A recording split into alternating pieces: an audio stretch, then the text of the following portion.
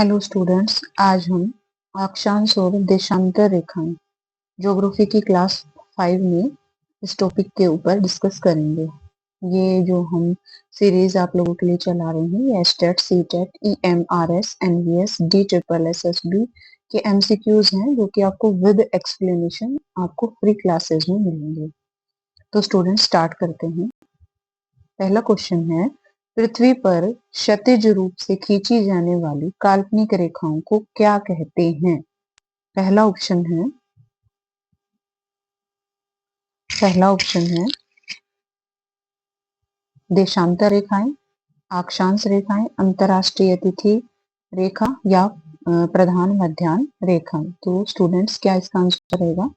इसका आंसर है अक्षांश रेखाएं। अब अक्षांश रेखाएं वे काल्पनिक रेखाएं हैं जो पृथ्वी की सतह पर पूर्व से पश्चिम की ओर खींची जाती, जो हमारा इस साइड हमारा जैसे पूर्व है और इधर हमारा पश्चिम है, तो पूर्व से पश्चिम की तरफ जो है खींची जाती हैं। ये भूमध्य रेखा के जो है समानांतर होते हैं, इसलिए इनको अक्षांश रेखाएं बोलते हैं। नेक्स्ट क्वेश्चन है, भारत का मुख्य भूभाग किन अक्षांशों के बीच स्थित है?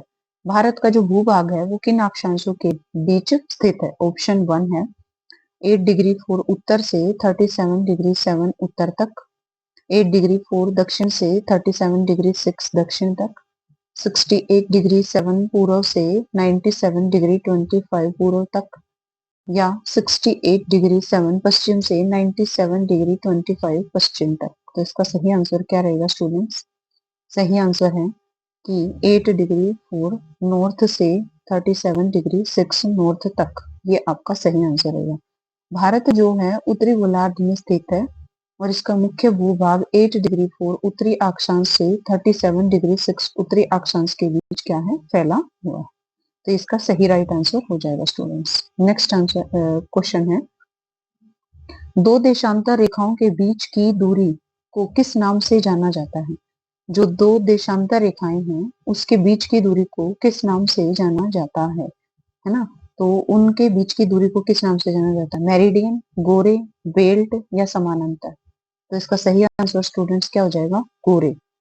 गोरे जो है, जो दो देशांतर रेखाएं जो हमारी हैं उनके बीच की दूरी को क्या कहते हैं? गोरे। ये कम्पिटिटिव एग्जाम में क्वेश्चन आ चुका है, इसको आप थोड़ा ध्यान से करें और अपने अगर आप नोट्स तैयार कर रहे हैं तो अपने नोट्स में भी इस चीज को नोट डाउन कर लें।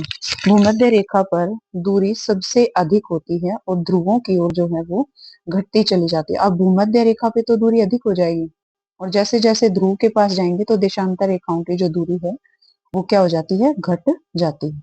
नेक्स्ट है, अंतरराष्ट्रीय तिथि रेखा इंटरनेशनल डेट लाइन किस देशांतर पर स्थित है?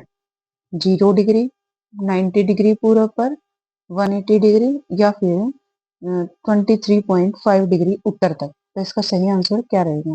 इसका सही आंसर है स्टूडेंट्स, पृथ्वी की गोलाकार आकृति के कारण 180 डिग्री देशांतर को अंतरराष्ट्रीय तिथि रेखा का नाम दिया जाता है, जो तिथि परिवर्तन के लिए एक संदर्भ बिंदु के रूप में काम करती है।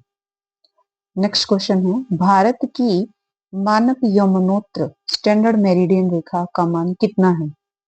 80 डिग्री पूर्व, 82.5 डिग्री पूर्व, 90 डिग्री पूर्व या 82.5 डिग्री पश्चिम? क्या इसका सही आंसर रहेगा? तो इसका सही आंसर है स्टूडेंट्स, भारत की मानक यमुनोत्तर 82.5 डिग्री पूर्वी देशांतर है, जिसका उपयोग पूरे देश के लिए एक समान समय निर्धारित करने के लिए किया जाता है। यह रेखा उत्तर प्रदेश, मध्य प्रदेश, छत्तीसगढ़, उड़ीसा, आंध्र प्रदेश आदि राज्यों से होकर गुजरती है। इसके बाद नेक्स्ट है, यदि लंदन ग्रीनविच में दोपहर के 12:30 बजे, इस टाइप के क्वेश्चन कॉम्पिटिटिव एग्जाम में बहुत ज्यादा आ चुके हैं तो इसको थोड़ा आप ध्यान से करें। यदि लंदन ग्रीनविच में दोपहर के 12 बजे हैं तो 15 डिग्री पूर्वी देशांतर पर समय क्या होगा? फर्स्ट ऑप्शन है 1 बजेंगे, 11 बजेंगे, 12 बजेंगे, 4 बजेंगे। तो इसका देखो स्टूडेंट्स आंसर सही क्या है कि इसका ए आंसर रहेगा कि पृथ्वी अगर 15 डिग्री देशांतर घूमने पर 1 घंटा लेती है तो 1 घंटा घूमने से 4 मिनट, और ग्रीनविच से पूर्व की ओर जाने पर समय जुड़ता है, इसलिए 15 डिग्री पूर्व से 1 घंटा आगे होगा, तो यानी समय कितना हो जाएगा? 1 बज जाएगा। तो इसका समय कितना हो जाएगा? 1 बज जाएगा। क्योंकि 15 डिग्री पे हमारा जो है वो 4 मिनट, 1 डिग्री घूमने पर 4 मिनट होते हैं। अगर हम इसको काउंट करेंगे तो ये कितना आ जाएगा, 8 डिग्री। नेक्स्ट है, निम्नलिखित में से कौन सा कथन अक्षांश रेखाओं के बारे में सही नहीं है। अब ये क्वेश्चन भी काफी आते हैं। ये समानांतर रेखाएं हैं, ये समानांतर रेखाएं हैं, ये ध्रुवों की ओर छोटी होती जाती हैं, ये उत्तर से दक्षिण की ओर खींची जाती हैं, ये किसी स्थान पर उत्तर दक्षिण स्थिति बनाती हैं। तो इसका सही आंसर स्टूडेंट्स क्या हो जाएगा, इसका सही आंसर है सी, कि अक्षांश रेखाएं जो हैं वो पूर्व से पश्चिम की ओर क्षैतिज रूप से खींची जाती हैं, न कि उत्तर से दक्षिण की ओर। ये पूर्व से पश्चिम की ओर खींची जाती है, पूर्व से पश्चिम, ठीक है, ये ध्यान रखेंगे।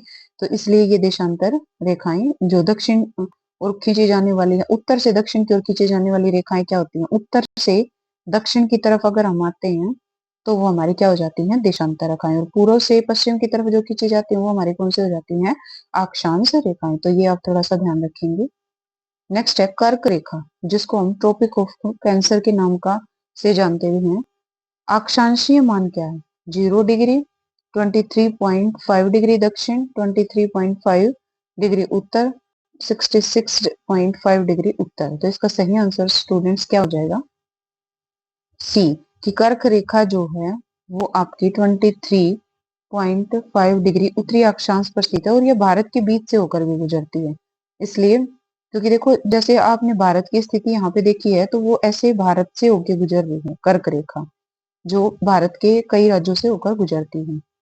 इसके बाद नेक्स्ट है मकर रेखा, ट्रॉपिक ऑफ कैप्रिकॉर्न, किस गोलार्ध में स्थित है, किस गोलार्ध में स्थित है, उत्तरी गोलार्ध, दक्षिणी गोलार्ध, पूर्वी गोलार्ध या पश्चिमी गोलार्ध। तो इसका स्टूडेंट सही आंसर क्या हो जाएगा, मकर रेखा जो है वो 23.5 डिग्री दक्षिणी अक्षांश पर स्थित है, और यह दक्षिणी गोलार्ध का ही एक महत्वपूर्ण अक्षांश है। तो मकर रेखा आपकी नीचे और कर्क रेखा आपकी ऊपर हो जाती है, और बीच में कौन सी रेखा हो जाती है, भूमध्य रेखा। ये थोड़ा सा आप ध्यान रखेंगे।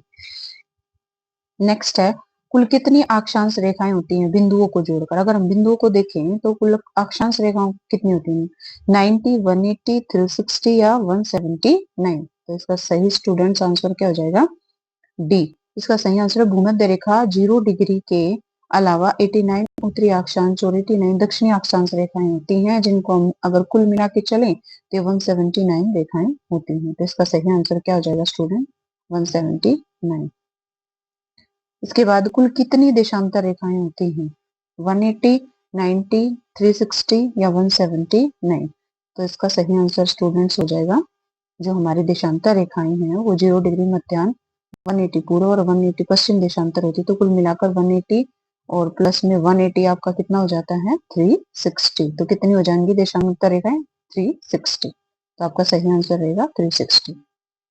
दो देशांतर रेखाओं के बीच समय का अंतर कितना होता है, दो देशांतर रेखाओं का, 10 मिनट, 4 मिनट, 15 मिनट या 1 मिनट। तो अभी ये पीछे आ भी चुका है स्टूडेंट्स, आप खुद भी आंसर देंगे। तो पृथ्वी जो होती है वो 24 घंटे में 360 मिनट घूमती है, जिसका मतलब क्या हो गया, 1 घंटे में 15 डिग्री, कितनी, 15 डिग्री या 4 मिनट में 1 डिग्री घूमती है। इसलिए दो क्रमागत देशांतर रेखाओं के बीच 4 मिनट का समय का अंतर होता है। कितना होता है स्टूडेंट्स, 4 मिनट का समय का अंतर होता है। भारत के किन राज्यों से होकर मानक यमुनोत्र नहीं गुजरती है, भारत के, उत्तर प्रदेश, मध्य प्रदेश, बिहार या आंध्र प्रदेश। तो स्टूडेंट्स इसका सही आंसर देखो क्या हो जाएगा, भारत की जो मानक यमुनोत्र है, जिसको हम IST भी बोलते हैं, 82.5 डिग्री पूर्वी देशांतर 5 राज्यों से होकर गुजरती है। उत्तर प्रदेश, मध्य प्रदेश, छत्तीसगढ़, उड़ीसा, आंध्र प्रदेश से होकर गुजरती है, बिहार से होकर नहीं गुजरती है। कहाँ से होकर नहीं गुजरती, बिहार से। तो इसका सही आंसर हो जाएगा सी, बिहार। नेक्स्ट है ओके स्टूडेंट, जो आप ये देख रहे हो, want begin practice use big image. तो जैसे जैसे आप मेहनत करते चले जाते हो, वैसे वैसे आपके सामने सफलता आती चली जाती है। और मेरी अगर आपको ये सीरीज पसंद आई है तो प्लीज इसको लाइक और सब्सक्राइब कीजिए, और ऐसी सीरीज मैं आप लोगों के लिए लाती रहूंगी। थैंक यू सो मच सभी स्टूडेंट्स को। मेरी तरफ से बेस्ट ऑफ लक, वो अपने एग्जाम की अच्छे से तैयारी करें, और जीवन में आगे बढ़ते हुए सारे कार्य वो अपने करते रहें। Thank you so much students.